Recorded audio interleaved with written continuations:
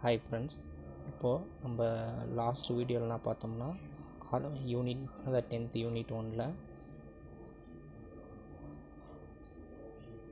10th unit 1ல் Cartesian product பார்த்தோம். இந்த கார்ட்டீசியன் ப்ராடக்ட் தான் எக்ஸைஸ் 1.1 ஃபுல்லாக ரோல் ப்ளே பண்ணுவாங்க. இப்போ கார்ட்டீசியன் ப்ராடக்டோட அடுத்த எக்ஸ்டென்ஷன் தான் ரிலேஷன் சொல்லுவாங்க. இப்போது இந்த ரிலேஷன் அப்படின்னா உங்களுக்கு கார்ட்டீசியன் ப்ராடக்ட்னா என்னன்னு தெரியும். அதாவது எக்ஸாம்பிள், ஒரு ஏன்ற ஒரு ஏ 1 2 3 எடுத்துக்கிறீங்க, அண்டு பின்ற செட்டு P, Q எடுத்துக்கிறீங்க. கார்ட்டீசியன் ப்ராடக்ட்னா எப்படி ரிலேட் பண்ணியிருப்பீங்க? 1 2 3 அண்டு PQ, இது ஏ அண்டு பி. அப்போ கார்ட்டீசியன் ப்ராடக்ட் எப்படி டினோட் பண்ணுவாங்க சொன்னேன், இந்த மாதிரி எக்ஸ் அப்படின்ற மாதிரி டினோட் பண்ணுவாங்க பார்த்தோம். இப்போது எப்படிலாம் இருக்குன்னா 1 2P 1 2 2 1 2Q 2 2P 2 2Q 3 2P 3 2Q இத்தனை ஆப்ஷன் வந்திருக்கும். ஏ கிராஸ் பின்னா 1 2 3 கிராஸ் பின்னா P, Q. இப்போ ஏ கிராஸ் பின்னு என்ன பார்த்தோம்னா 1, P அதான் கலெக்ஷன் ஆஃப் ஆர்டர் ஆஃப் ஃபேராக நம்ம எழுதுவோம்.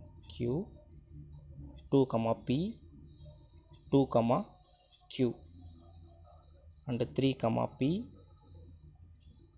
and 3, Q. இப்போது இதிலேருந்து தான் நம்ம ரிலேஷனை சொல்கிறோம். அதாவது இதோட சப்செட்ஸ் தான் ரிலேஷன் சொல்கிறோம். சப்போஸ் நான் ஒரு R1 எடுத்துக்கிறேன்னு வச்சிங்களா, R1 இதோட ஒரு sub collection 2, P and 3, P and 1, P and 3, Q ஏதோ ஒரு சப்ஸ் எடுத்திருக்கேன். இப்போது அகைன் இதுக்கு வேறு எப்படி ஒன்று ஈஸியாக சொல்லலாம்னா, இப்போது ஏ அப்படின்ற ஒரு ஃபேமிலி, பின்ற ஒரு ஃபேமிலி, இப்போ இந்த ரெண்டு ஃபேமிலி இருக்குது. இந்த ரெண்டு ஃபேமிலிக்கும் எந்த வழியில் ரிலேஷன் அப்படின்றது இருக்கிறதே மொத்த பாசிபிள் ரிலேஷன் வந்து இதுதான் மொத்த பாசிபிள் ரிலேஷன். அப்போது அந்த ஃபேமிலியோட ரிலேஷன் இது இந்த ரெண்டு ஃபேமிலிக்கு உண்டான ரிலேஷனை அதான் நான் ஜென்ரலாக சொல்கிறேன். இப்போ ரெண்டு ஃபேமிலிக்கு உண்டான ரிலேஷனை ஒவ்வொருத்தரும் ஒரு விதமாக ஒவ்வொருத்தருக்கு தெரிஞ்ச விதத்தை சொல்லியிருப்பாங்க. சப்போஸ் ஒருத்தர்கிட்ட கேட்டாங்கன்னா இதுதான் ஒரிஜினாலிட்டி, பட் ஒரிஜினல் ரிலேஷனை பற்றி யாருக்குமே தெரியாது. டோட்டல் பாசிபிள் ரிலேஷன் இது. அது தெரிஞ்சிருக்கலாம், ரொம்ப பெரியவங்களுக்கு வேணால் தெரியறதுக்கு வாய்ப்பு இருக்குது. பட் தெரிஞ்சவங்க ஒவ்வொரு ரிலேஷன் சொல்லுவாங்க. சப்போஸ் வேறு யாருன்னா கேட்டோம்னா அந்த ரெண்டு ஃபேமிலிக்கு என்ன ரிலேஷன் கேட்டாங்கன்னா, பட் பாசிபிள் ரிலேஷன் இது தான், ஆனால் தெரிஞ்சவங்க என்ன சொல்லுவாங்க, ஏதோ இப்படி சொல்கிறாங்கன்னு வச்சிங்களா, P, R 1, R and 2, Q and 3, P இந்த மாதிரி கொடுக்குறாங்க. ஆக இன்னொருத்தர்கிட்ட ரிலேஷன் கேட்டால் அவங்க இந்த மாதிரி ஒரு ஃபேரை சொல்கிறாங்க, 2, P 2, Q அண்டு 2, R அப்படின்ற ரிலேஷன் சொல்கிறாங்க. இந்த மாதிரி சொல்ல இப்போது இதில் யார் சொன்ன ரிலேஷன் வந்து கரெக்டான ரிலேஷன் அப்படின்னு நம்ம செக் பண்ணி பார்க்கலாம். இப்போ பாருங்கள், இந்த மாதிரி கொஷினும் கேட்பாங்க. சப்போஸ் R1ன்றது வந்து இந்த R1ன்றது வந்து ஏ கிராஸ் பியோட ஒரு சப்செட்டு. அதாவது இந்த R1ன்ற ரிலேஷன் வந்து இந்த ஏ கிராஸ் பியோட ஒரு சப்செட்டாக தான் இருக்கும். அகைன் R2ன்றது இருக்கா இல்லையா நம்ம செக் பண்ணி பார்க்க போகிறோம். இப்போது டயக்ராமாக ட்ரா பண்ணி பாருங்கள். சப்போஸ் நான் எடுத்துக்கிறேன் 1 2 3 அண்டு P அண்டு Q, இது வந்து R1. Again this is R2 and this is R3. 1 2 3 PQ. அதான் நம்மளுக்கு இருக்கிற ரிலேஷன் இது தான், 1 2 3 அண்டு PQ. R1 செக் பண்ணுங்கள், 2, P 3, P 1, P and 3, Q. அப்போ இது ரிலேஷனானா ரிலேஷன் தான், ஏன்னா இந்த ஒரிஜினல் ரிலேஷனோட சப்பாக இருக்குது. ஓகே சரி, அது சரி. R2 சொன்ன இந்த R2ன்றது ரிலேஷனாக இல்லையா செக் பண்ணி பாருங்கள். இப்போ 1 to R சொல்லிக்கிறாங்க. 1 to Rன்ற பாசிபிளே இங்கே இல்லை. ஸோ இந்த 1, Rன்றது வந்து இந்த 1, Rன்றது வந்து எங்கே இருக்குது அப்படின்னா R2ல் இருக்குது. பட்டு எங்கே கிடையாது, அந்த பெரிய ஏ கிராஸ் பியில் கிடையாது. அதாவது ஒரிஜினல் இதுலேயே கிடையாது, ஃபேமிலியிலே கிடையாது. அப்போது அதனால் R2ன்றது என்ன கிடையாது, R2 is not a relation அப்படின்னு சொல்லியிருப்பாங்க. சரி, இப்போது இங்கே செக் பண்ணுங்கள். அதான் ஒரு கண்டிஷன் ஃபெயிலியர் ஆகிட்டாலே சிறப்பு போயிடுச்சு. நம்மளுக்கு என்ன கண்டிஷன், 1, Rன்ற கண்டிஷன் ஃபெயிலியர் ஆகிடுச்சு. இப்போ R3 ரிலேஷனாக இருக்கா செக் பண்ணுங்கள். 2, P கிடைக்குது. Again 2, Q okay.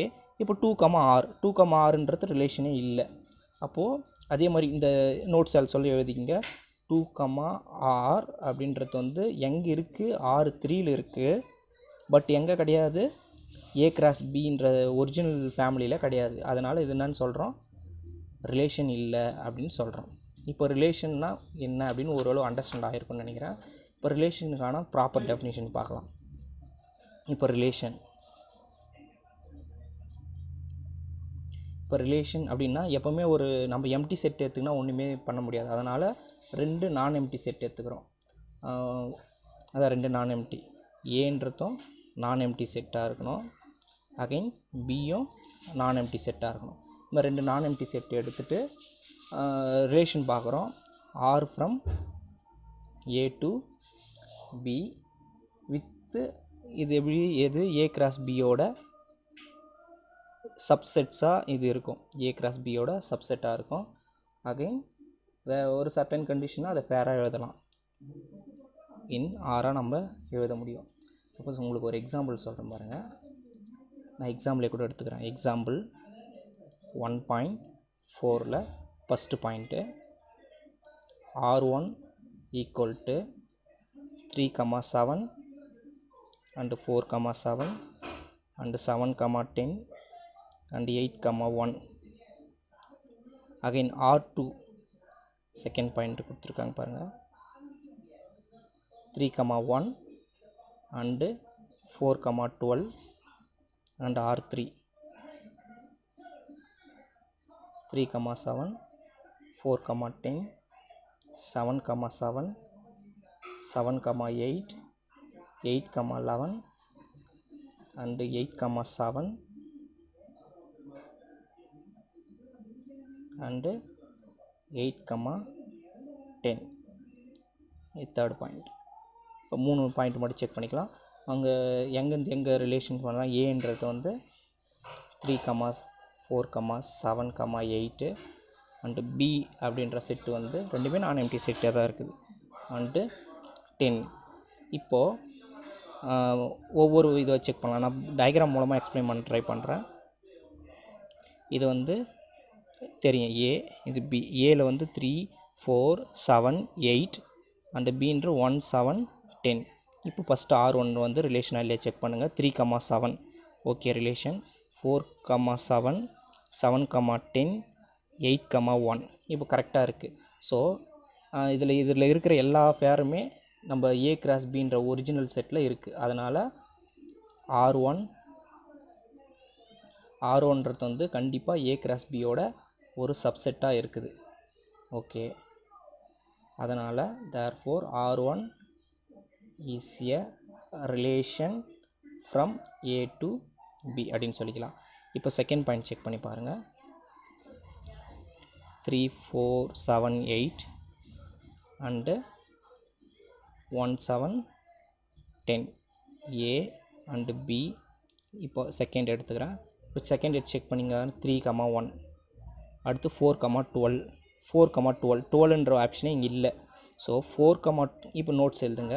4, 12 அப்படின்றது வந்து எங்கே இருக்குன்னா R2ல் இருக்குது. பட் அந்த 4, 12 பார்த்திங்கன்னா ஒரிஜினல் செட்டான A கிராஸ் பியில் இல்லை. ஸோ அதனால் R2 is not a relation அப்படின்னு சொல்கிறீங்க. சரி, அடுத்து தேர்ட் பாயிண்ட்டு அகைன் செக் பண்ணி பாருங்கள். இது A அண்ட் B R3ன்ற ரிலேஷன். 3, 4, 7, 8 1, 7, 10. இப்போ நாங்கள் 7, 3, 7 4, 10 அண்டு 7, 7 7, 8 7, 8 நாட் தேர். ஸோ அதனால் மறுபடியும் நோட்ஸ் எழுதுங்க.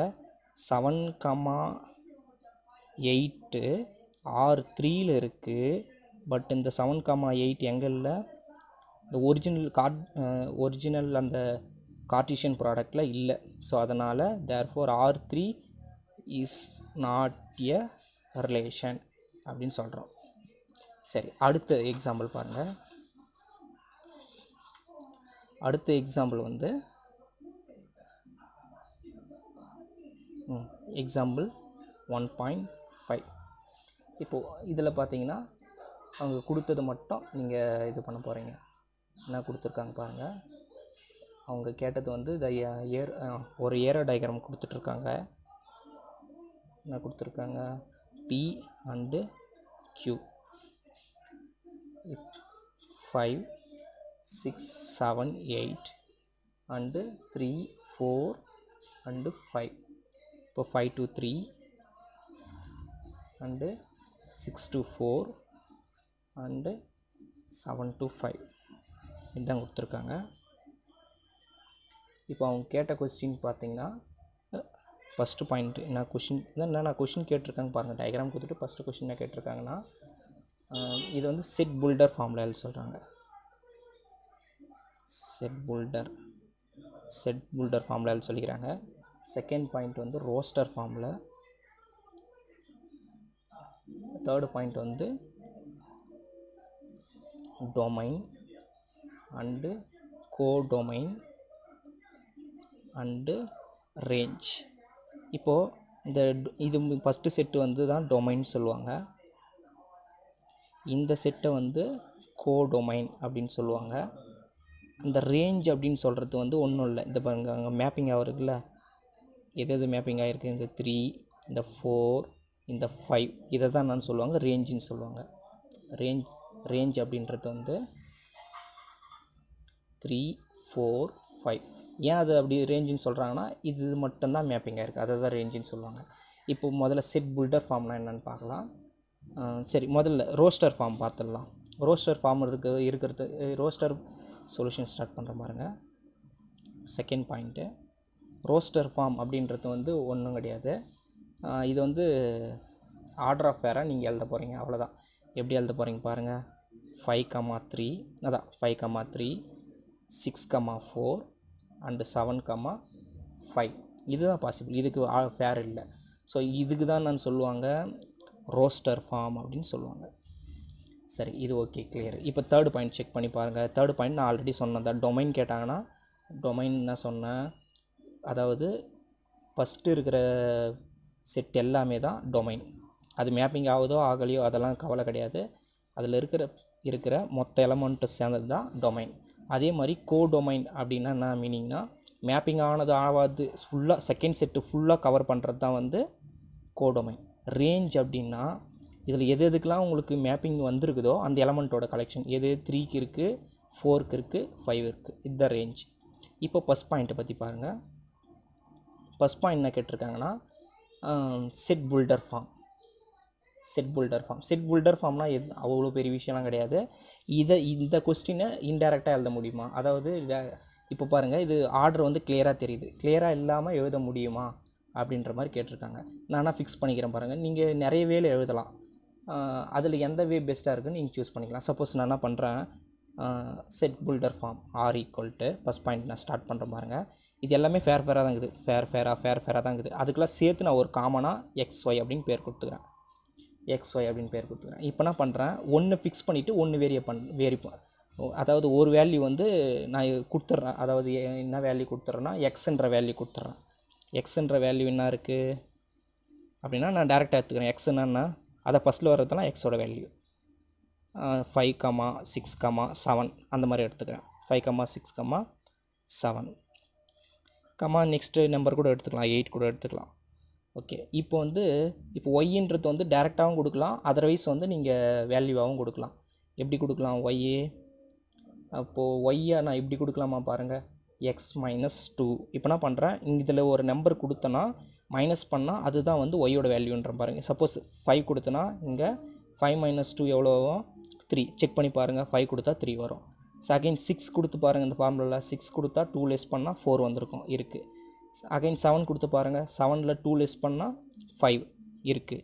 அடுத்து 8 கொடுத்தோம்னா அது எக்ஸிஸ்ட் ஆகாது, ஏன்னா நம்மளுக்கு என்ன கிடையாது, கோடொமைனில் எலமெண்ட் இல்லாததுனால அது எக்ஸிஸ்ட் ஆகாது. அதை பற்றி நமக்கு கவலைப்பட தேவையில்ல. ஸோ இந்த மாதிரி இன்டைரக்டாக எழுதுறது. அதர்வைஸ் நம்ம என்ன பண்ணலாம், இன்னும் நம்ம டீப்பாக இங்கே நம்ம இது பண்ணுற இந்த எலமெண்ட்டை கூட என்னன்னு சொல்லிக்கலாம், நம்ம அது பீன்னு கூட கொடுத்துக்கலாம். அதை அதர்வைஸ் இப்படி எழுதினாலும் ஓகே தான், இல்லாட்டி இப்படி எழுதினாலும் ஓகே தான். R equal to x, y such that இதே தான் நான் எழுதுகிறேன். ஒய்ன்றது வந்து x - 2ன்னு சொல்கிறேன். இந்த எக்ஸுன்றதும் பீலேருந்து எடுத்துக்கிறேன், அதாவது பியோட எலமெண்ட் தானே அது, பீலேருந்து பின்னு சொல்லிக்கிறேன், ஒய்யும் நான் க்யூன்னு சொல்லிக்கிறேன் அப்படின்னு எழுதலாம். இதுதான் எக்ஸாம்பிள் முடிஞ்சிச்சு. இதை பேஸ் பண்ணி தான் எக்ஸசைஸ் 1.2ல் டிஸ்கஸ் பண்ணியிருப்பாங்க. ஃபஸ்ட் ப்ராப்ளம் அதே எக்ஸாம்பிள் 1.4 பேஸ் பண்ணி வந்திருக்கோம். சிலதெல்லாம் வேணால் நான் நோட்ஸ் வேணால் உங்களுக்கு போஸ்ட் பண்ணுறேன். Okay, thank you.